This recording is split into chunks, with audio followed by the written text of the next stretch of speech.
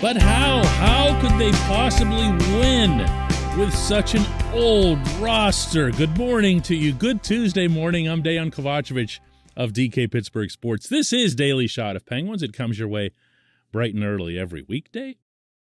We're into football and or baseball. I also offer up daily shots of Steelers and Pirates, where you found this.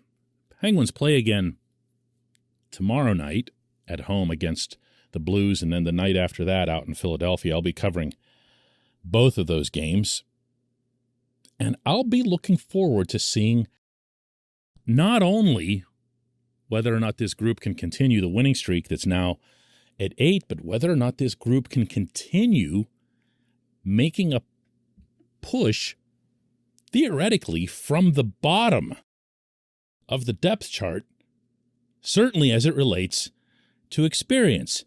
In other words, they're getting younger. And I don't know how many of us have even really noticed it. I know it's not something that's crossed my mind actively all that much. You'll see the occasional young guy like Kasper Bjorkqvist come up, have his cup of coffee, maybe even score a goal the way Kasper did Sunday afternoon, and then go back, and you don't think that much of it.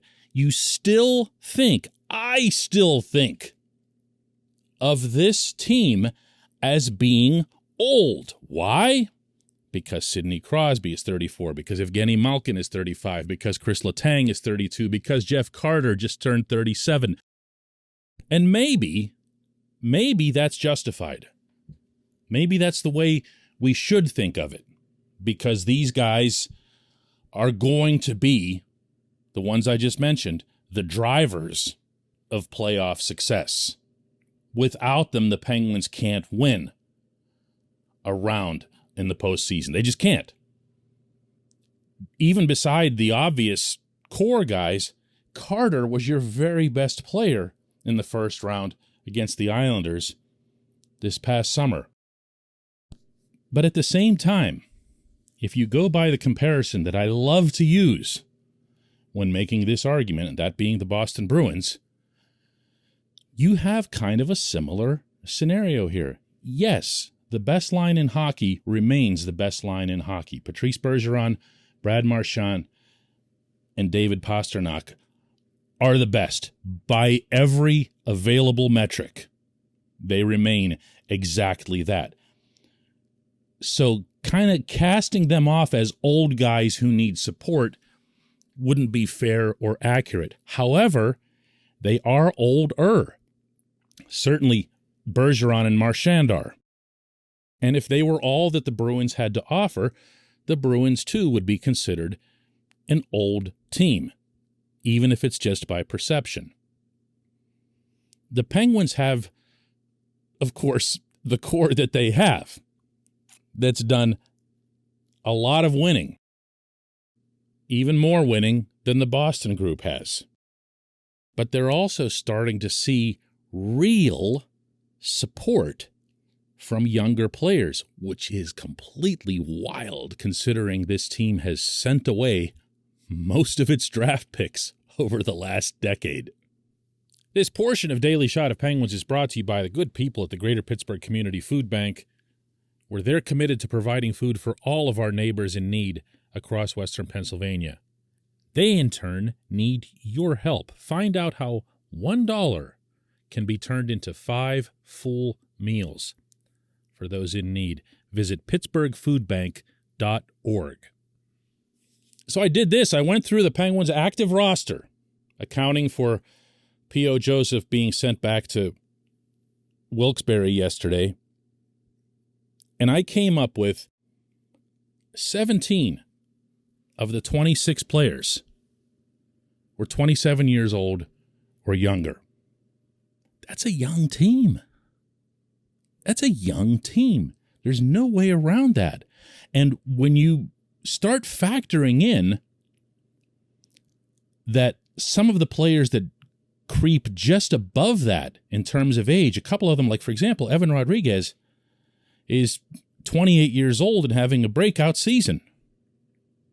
Why did I put the line of demarcation there? I don't know. I just did. I mean, I could have put it, you can move these things anywhere. I could have put it so it included Rodriguez, but Rodriguez isn't exactly an old guy.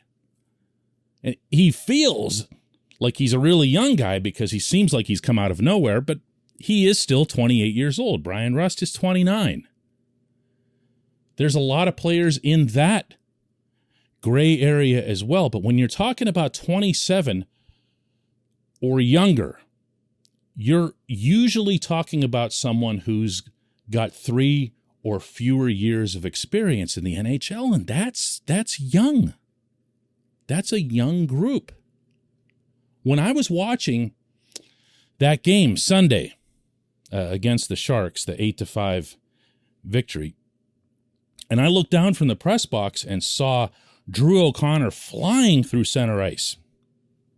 He was all over the rink, all over the puck. Should have had a couple of goals. Was getting a little bit too cute with some of his attempted finishes. But flying. There were a couple of shifts, one in particular that stands out in the third period, that Sam Lafferty dominated. Sam Lafferty. And I understand the Sharks weren't at their best and all that other stuff, but it's the NHL. And Sam Lafferty's been doing a lot of the things that management wants him to do. Kasper Bjorkqvist, again, had his first goal. Radim Zahorna was the one who set up that goal on what really was a makeshift Wilkes-Barre fourth line for the game. We don't think of the Penguins as being young on defense, and really with the first pairing of Letang and Brian Dumoulin, why would you? But the second pairing, John Marino and Marcus Pettersson, those are still kids by NHL standards.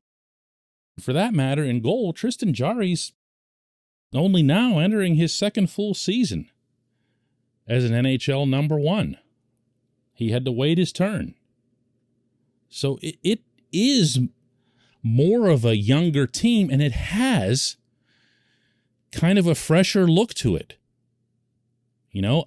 Some of it has been, I don't want to say luck. When you acquire an Evan Rodriguez and there's someone in your organization who believes in him, and my understanding, by the way, on background is that it's Mike Sullivan more than anybody else who deserves credit for that. He really, really pounded the table, so to speak, for Rodriguez. When you look at these guys and you see them and their speed, their aggressiveness, how they fit with the Sullivan system, you're probably a lot closer to understanding why this team is currently 18-8-5 despite missing a lot of these starters, including these older players. I am not here to dump on the core or Carter or anyone who's older. As I said earlier, they are vital to the team getting anywhere in the playoffs. But they were never going to be able to do it alone. And raising through the system, these younger, fresher legs has made a massive difference with this franchise, whether or not we talk about it. When we come back, just one question.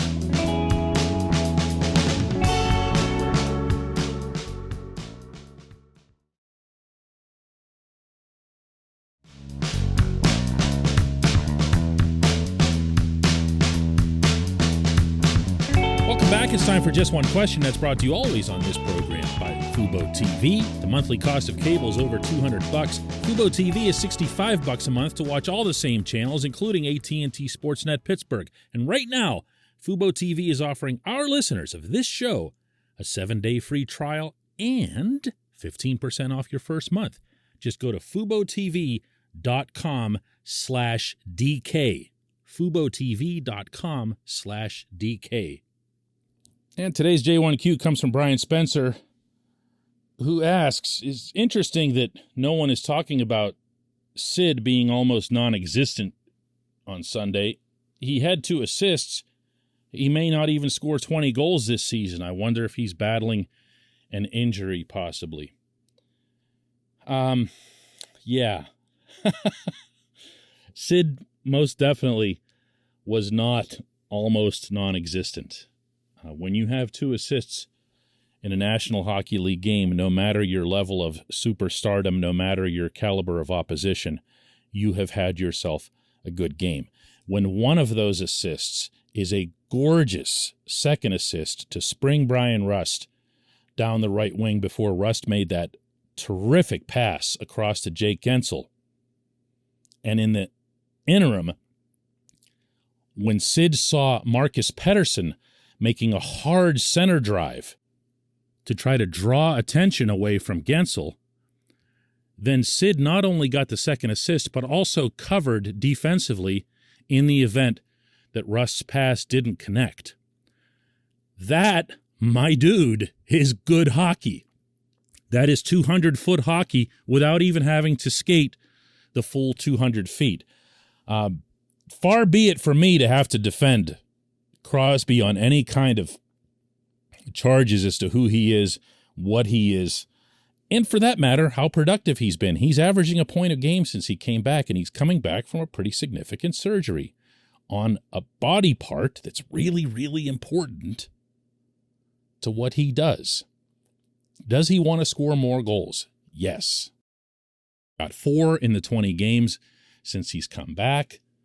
He has told me he isn't happy about that at all. He wishes he was finishing more.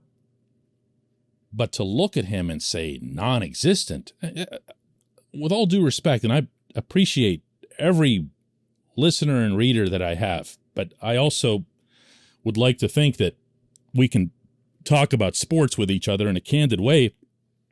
That's just not watching the game, okay? It just isn't.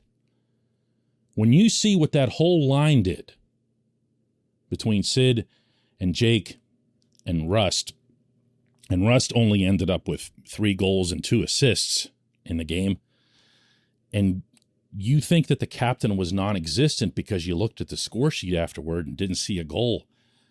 You know, I'd love for hockey to advance in Pittsburgh. I don't care about anywhere else. I'd love for hockey to advance in Pittsburgh where we can get past this kind of stuff. You know, I usually bring up this topic as it relates to Dominic Simone because he does so many good things all over the rink, and yet you have people who go, well, he never scores a goal.